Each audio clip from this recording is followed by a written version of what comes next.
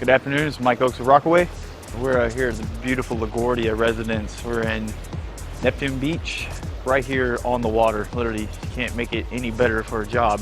There was a lot going on in this backyard. We just thinned out a lot. Backyard already had some existing sea grapes and the juniper trees. So what we did was we just brought in some smaller versions of, right behind me we have the Clausia, and then right next to me on the other side, we added sea grapes just to kind of keep that beachy theme. You know, the salt water and everything down here, these plants are already acclimated to this climate and this type of weather. We added all types of lighting back here. So we added a couple of zones of lighting. He already had existing lighting that was super outdated. So what we did was we just came in and we updated everything. So now he has 3 zones, a brand new transformer. The one zone is a consistent zone for all the trees, just up lighting just to make sure everything looks really good at night.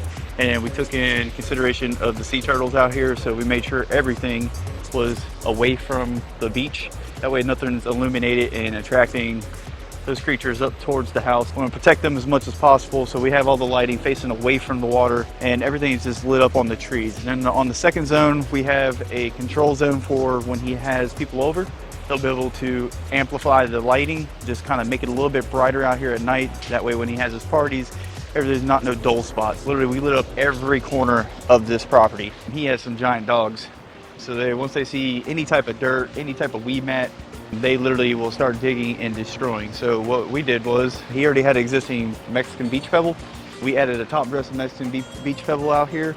Underneath that, what you don't see is the extra precautions we took on all the removal. So we had a lot, like I said, a lot of overgrown trees back here that we ripped out that left giant holes in the weed mat. So what we had to do is go in and move all the rock, get down to that existing weed mat, and then pretty much add another weed mat on top of that and really secure that all the way around, and then top dress the rock back on top.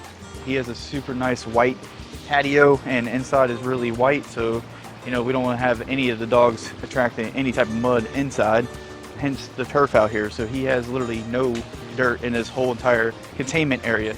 So just imagine the dog cage, but just this whole entire area. So literally all the way around us is a giant containment area. A couple other small details that we did out here, boxed up all the photos just to make them all look really symmetrical throughout. Added a couple of them where they were dying in, so once these fill in, these will make a nice little hedge area in this corner. This is the giant patio living area that they have. So Sophia literally came through, she trimmed up everything that was in here that was overgrown, anything that was dead and ugly. She pretty much just put the woman's touch on it and made this thing super beautiful. There's little pockets in here and they're filled with dirt, and literally the drip irrigation is above, so all you do is literally slip your plants in, the drip drips on it, and it's off the ground so the dogs don't step on it, destroy it, and then it also hides the unsightly wall, and it kind of gives you a little bit of greenery. That way it equals out the white that's in here because it's pretty bright in here. And then we top dressed everything down below with the Mexican beach pebble, again just so the dogs aren't digging in these areas. We maintain this property also, so we're currently doing the irrigation, putting drip on all the brand new plants that we had out here. It was all podos all the way down, pretty much about 6 to 8 foot podos. So what we did is we ripped them all out, added the cassia, a couple of the roses, some blue point junipers, and then some agapanthus throughout, just to soften it a little bit so it's not so overgrown looking, and give them a little bit of color. We also pressure washed the walls and made sure that all the green's off. So over here was super clustered up. So what we did is we just pretty much pulled all the roses out. Everything that was in the back in the back, we just did away with. And I spaced some stuff out. So we did an agapanthus in the front to kind of give us a little bit of greenery in the front. We clumped the roses back and deadheaded them so they were all in a clusters on both corners. We added the shell ginger just to make that also have a little bit of pop through here and kind of really lighten things out. It still looks a little full, but it's nowhere near as full as it was before. Finally, we added the jasmine throughout to finish this little area here.